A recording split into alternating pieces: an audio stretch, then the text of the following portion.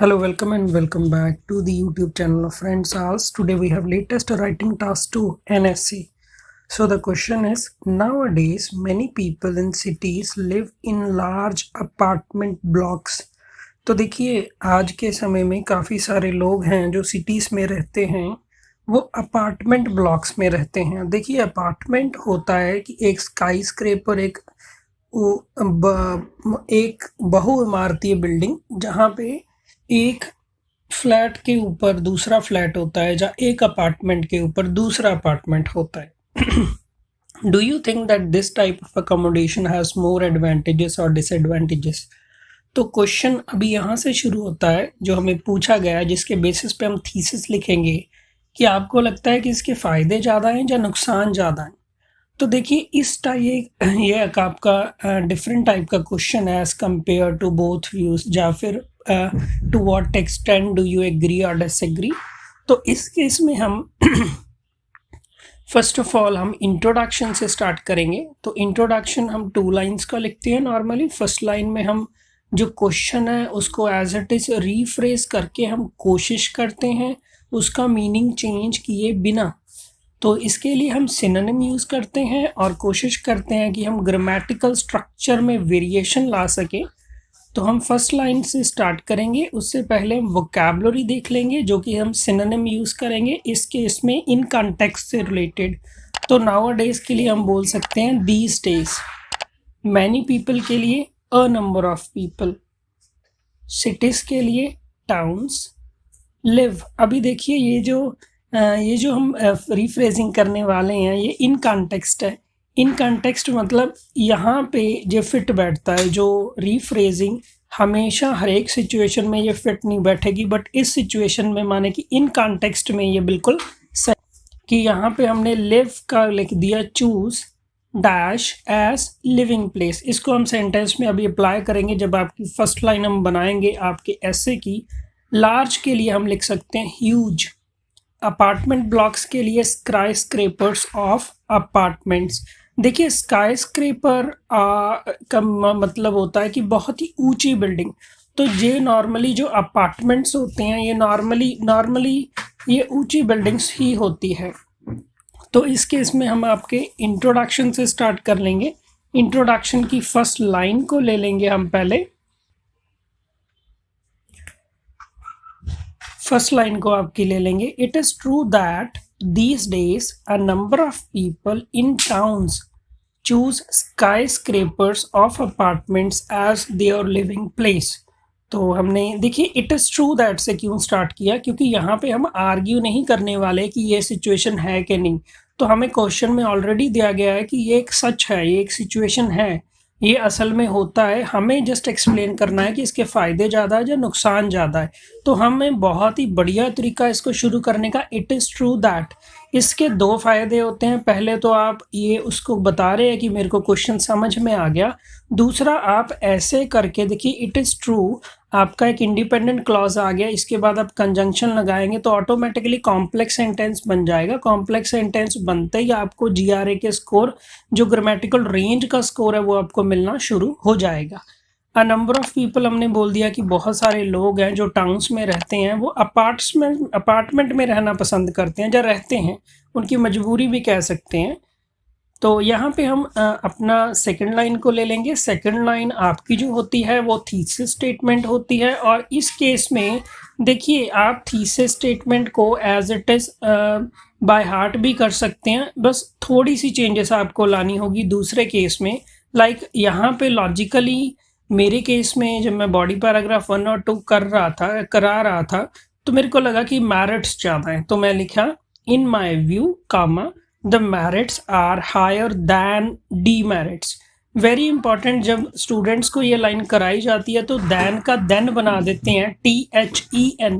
ये समझना बहुत ज़रूरी है। then का मतलब होता है बाद में, then का मतलब होता है कि उससे ज़्यादा। तो अगर सपोज किसी केस या डिसएडवांटेजेस ज़्यादा हों तो हम कहेंगे in my view the demerits are higher than merits।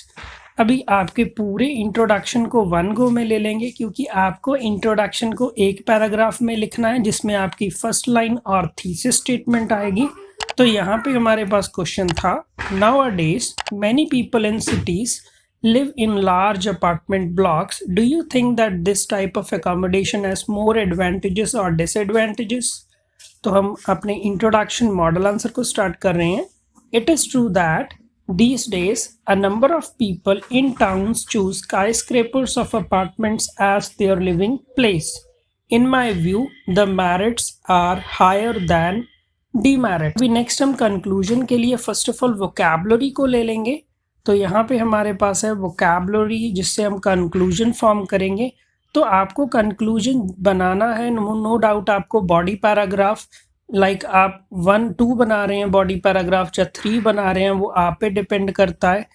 तो उसके बेसिस पे ही ये होना चाहिए, क्योंकि अगर आप अपना कंक्लूजन बॉडी पैराग्राफ से बेसिस से नहीं लिखेंगे तो आपके सीसी में स्कोर कम आएगा, तो ओवरऑल राइटिंग में बैंड स्कोर का भी आपका फर्क पड़ेगा. तो यहाँ पे वोकैबुलरी को ले लेंगे. Heavily populated cities. देखिए यहाँ पे हैवीली पॉपुलेटेड का सिटी है, मतलब कि डेंस पॉपुलेटेड भी हम बोल सकते हैं, ये दोनों सिनोनिम ही है. तो हैवीली पॉपुलेटेड मतलब जहाँ पे पॉपुलेशन बहुत है. ओनली ऑप्शन लेफ्ट इज, तो एक ही उनके पास चीज़ बचती है, एक ही ऑप्शन बचता है, क्योंकि उनके पास और कोई चारा नहीं होता. वो रहना है तो अपार्टमेंट में रहना पड़ेगा, अदरवाइज वहाँ पे हाउसेस, पेंट हाउसेस या ऐसा कुछ बहुत ही कम होता है जब बहुत ही ज़्यादा कॉस्टली होते हैं. फाइंडिंग एकोमोडेशन इन, तो देखिए यहाँ पे आपको पहले समझना,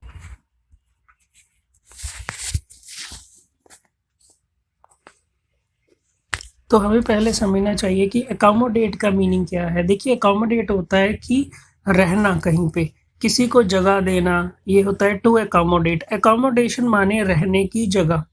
तो यहाँ पे हम बोलते हैं फाइंडिंग एकोमोडेशन इन. तो आपका प्रेपोजिशन ऑफ फ्रेज आपके इसको याद कर लीजिए कि एकोमोडेशन के बाद इन लगता है. फाइंडिंग एकोमोडेशन माने कि घर पालना कहीं पे. Reduce the bad effects. अभी देखिए अफेक्ट्स आपका हो गया नाउन, बैड इफेक्ट्स बैड आपका हो गया एडजेक्टिव. तो यहाँ पे भी आप अपने लेक्सिकल वोकैबुलरी के स्कोर हासिल कर रहे हैं. तो रिड्यूस का मतलब होता है कम करना, तो reduce the bad effects. Next आ गया एनवायरमेंट. देखिए एनवायरमेंट जो आपका है ये हमारा डेफिनेट आर्टिकल द का रूल लगता है कि जहाँ पे भी अर्थ आएगा, जहाँ पे भी सन आएगा या फिर एनवायरनमेंट आ गया तो हम द लगाते हैं. तो यहाँ पे भी आप अपनी ग्रामेटिकल एक्यूरेसी को शो कर रहे हैं. नेक्स्ट आपका आ गया सिटी ड्वेलर्स. तो देखिए ड्वेल होता है कहीं पे रहना, तो जो शहर में रहते हैं उनको हम बोलते हैं सिटी ड्वेलर्स. नेक्स्ट हो गया प्रॉपर डिजाइनिंग. अगेन आप अपना लेक्सिकल का शो कर रहे हैं वोकैबुलरी का, मतलब कि एक सही से डिज़ाइन किया होगा. Planting enough trees. तो देखिए यहाँ पे प्लांट करना ट्रीज को. Ensuring proper waste disposal. Ensure होता है कि कंफर्म करना, पक्का करना. प्रॉपर वेस्ट डिस्पोजल, देखिए वेस्ट जो होता है, जो भी हम कूड़ा करकट प्रोड्यूस करते हैं उसको वेस्ट बोलते हैं, और उसको टिकाने लगाना, मतलब किसी डंप में, लैंडफिल साइट में भर देना, तो उसको हम बोलते हैं कि डिस्पोज करना. तो हम बोलते हैं ensuring proper waste disposal, meaning कि जो भी वेस्टेज है वो पक्का करना कि वो शहर से बाहर ले जाके उसको प्रॉपर डंपिंग साइट पे डिस्पोज कर दिया जाए. अभी नेक्स्ट है अवे फ्रॉम. अवे फ्रॉम मतलब दूर होना, ठीक है, ये भी आपका प्रेपोजिशन ऑफ फ्रेज है.